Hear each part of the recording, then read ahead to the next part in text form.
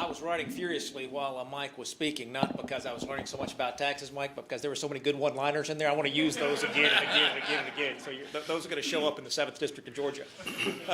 Truett, I come from Truett Cathy country down in Atlanta. Truett Cathy, founder of Chick-fil-A, is down in our part of the world. We've got a lot of great entrepreneurs in our part of the world. Home Depot, one of those companies that came out. And I want to talk about why tax reform matters, because when we go up and we get the fancy New York marketing firms to come down and talk to the Republican conference, they say, you guys put up all these charts and all these graphs, and you're right about absolutely everything you say.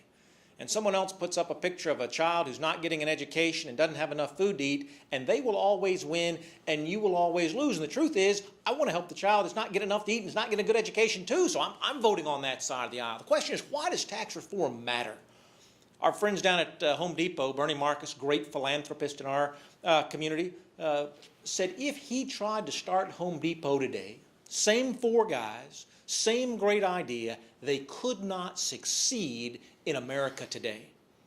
Now, that's not all tax code, that's labor code, that's environmental regulations, that's a whole host of things that we've constructed here in America. But why it matters is that moving from here to here is getting harder and harder and harder in America. And candidly, that's what I care about in America. I don't care about the 1% in terms of who's there. I care about the 1% in that I think everybody ought to have a chance to get there too. Folks are going to lose, folks are going to win.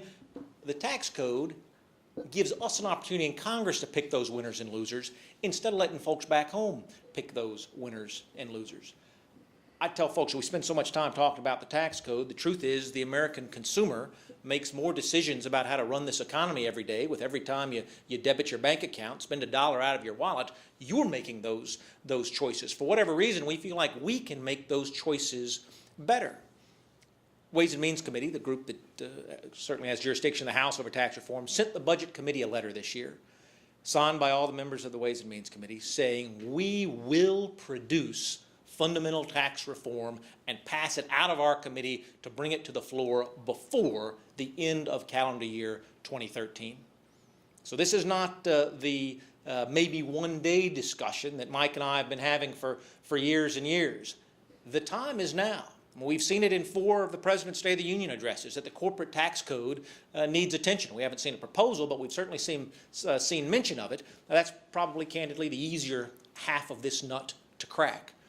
But know, as you're sitting here today, the Ways and Means Committee, if you've seen the press, has been hard at work trying to find some bipartisan agreement on how to move forward, and plans to, has committed to succeeding in that effort before the end of the year. Mike and I are working to get our ideas considered among those. It's hard to ask the members of the Ways and Means Committee to eliminate all the deductions and exemptions in the tax code, right? I mean, the reason folks run for Congress is because you're really smart. And if only folks would live their life the way you want them to, they'd be so much happier than they are today. Right? That's why folks run for Congress. I ran to see how many laws I could repeal as opposed to how many laws I could pass. It's been a harder job, Mike, than I thought it was going to be, that whole repealing of the laws business, because everyone has somebody's name on it. Right? It's the Dodd-Frank Act. It's not the Anonymous Banking Regulation Act. It's the Dodd-Frank Act. It's Graham Leach Bliley that's out there. It's not just some anonymous bill for securities reform. So asking folks to give up their power in Washington is a big ask. I'll tell you, the fair tax, which is a consumption tax, is not at all a bill about tax reform. It's a bill about reforming the way we do business in America, returning freedom back to American families. If I decide that blue blazers are out of vogue, sir, that we really shouldn't do this any longer, all I need to do is put a 50% tax on blue blazers and subsidize tweed, and come back next year, we'll have a completely different look in this room, right? We can manipulate everybody's behavior through the tax code, and we do. Is anybody going to confess to having gotten the free golf cart at the end of 2010 as part of the electric vehicle tax credit? Turns out, with all due respect to the lawyers in the room, you guys are pretty smart. You figured out it didn't have to be the Tesla for $75,000. It could be a golf cart for $7,500. Free golf carts for everybody in America at the end of 2010. Turned out, however, that American golf cart manufacturers could not meet the demand. China had to step in and produce most of those golf carts. IRS released new regs in December of that year saying demand was so great we're not going to ask you to actually have delivery of your golf cart by December 31st. If you'll just get your Chinese manufacturer to send you a VIN number, we'll let that count for purposes of your free golf cart. That's one story, and there are 1,000 stories just like it in the tax code. Because when I have the power to manipulate your life, I want to use it. Mandatory spending, discretionary spending, we have that discussion in Congress. Mandatory spending is interest on the national debt, Social Security, Medicare, Medicaid. Discretionary spending is everything else. Do you realize that we spend more money through tax expenditures in the tax code than we spend on everything else combined? $1.3 trillion a year is what folks would have been paying at their marginal rates, less their standard deduction, before we get into the tax expenditures. And some of those tax expenditures are silly things like free golf carts, and some of those tax expenditures are things that are important to folks, as Mike said, like the home mortgage interest deduction. I'm willing to take every single one of those out of the tax code. The fair tax is the only bill on Capitol Hill that abolishes every single deduction and exemption in the entire United States tax code in favor of one personal consumption tax when you show up at the cash register to buy your goods. It's a 23% sales tax. It's a big number. It's a big number. 23% personal consumption tax there when you show up at the register, replacing all of your payroll taxes and all of your income taxes. I like to tease my flat tax friends. It's absolutely true that under a flat tax, everyone could file their tax return on a postcard. Under a fair tax, you can save yourself the 45-cent stamp because there's no tax, there's no form whatsoever. As individuals, as consumers, we would never deal with the tax man again. Only retailers would deal with the tax man. I'll tell you something I learned when I got into this. I'm looking at David Burton out here. David's the one who actually put pen to paper to start crafting the fair tax from all of the ideas that the focus groups came back. This wasn't a Washington, D.C. proposal. This was a grassroots proposal. What do you want? What could be? If you could start with a blank sheet of paper, what would you create? And David did a lot of the real complicated legislative drafting to make that happen.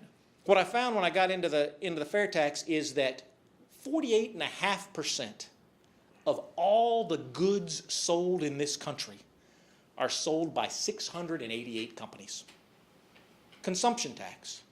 Almost 50% of everything sold in America is sold by less than 700 companies.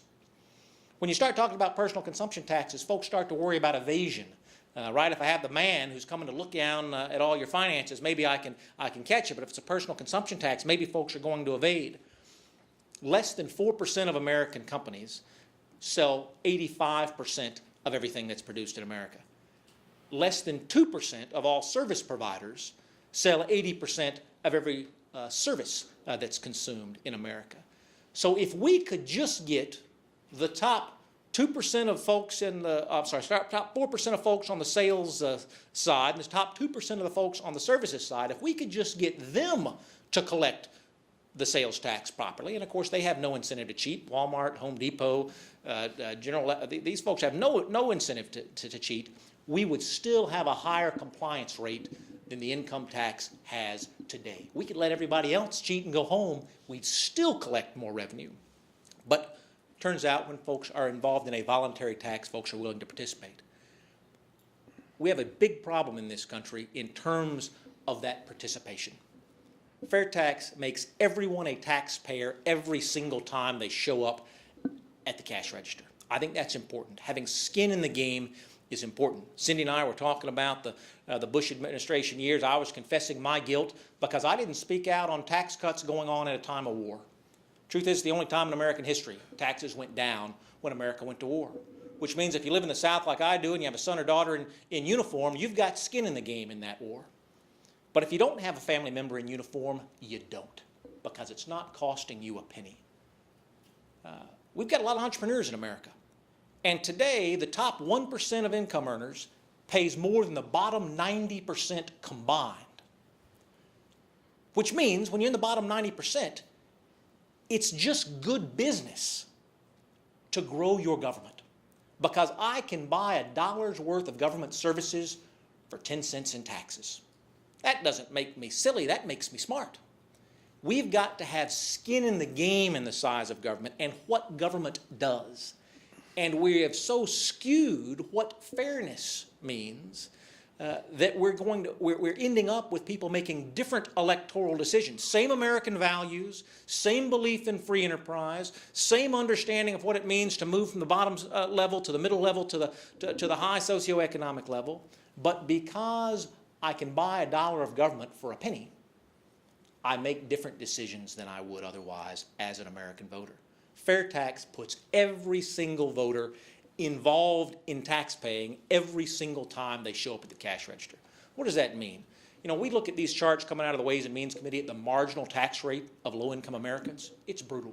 It's up over 50% in some cases, because the more money you earn, the more benefits you lose, and the more taxes you pay. Absolutely no incentive whatsoever to succeed, but more importantly than the absence of an incentive is the presence of a punishment for folks who are trying to move from here to here. That's wrong.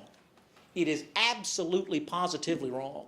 We have an opportunity to change that. The question is going to be, are we going to nibble around the edges, or are we going to do wholesale change? Truth is, if we could pass the flat tax tomorrow and we couldn't get the fair tax done, Mike would have my vote. Right? Moving in the right direction is where we have to go. But the question is, why does it matter? We were with a group of Fortune 100 CFOs in Kevin McCarthy's office a few months back. They'd all gotten together in a rate coalition and agreed that if we could just lower the corporate rate to 25%, that would kind of put us in the middle of the world and folks could compete.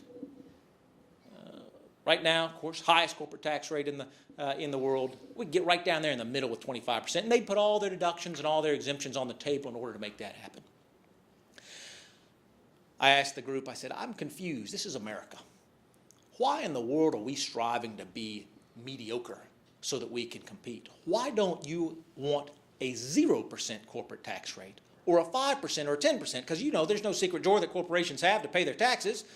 Corporations can only take it out of price their consumers pay, return they give their capital lenders, or their employees. And you and I are all three of those things. We're the ones paying every penny of tax that corporations pay. Why don't you want to do better?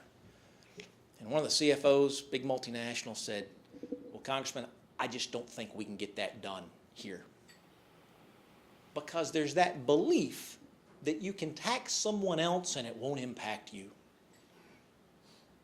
Truth is, 51% of America does not want taxes to be higher. 51% of America wants taxes to be higher on somebody else. Having that skin in the game, that family discussion as America about what's important and what's not, if you don't have skin in the game, you're not going to participate in that discussion in the way that we need you to if America is going to continue to make the 21st century the American century, as was the 20th century.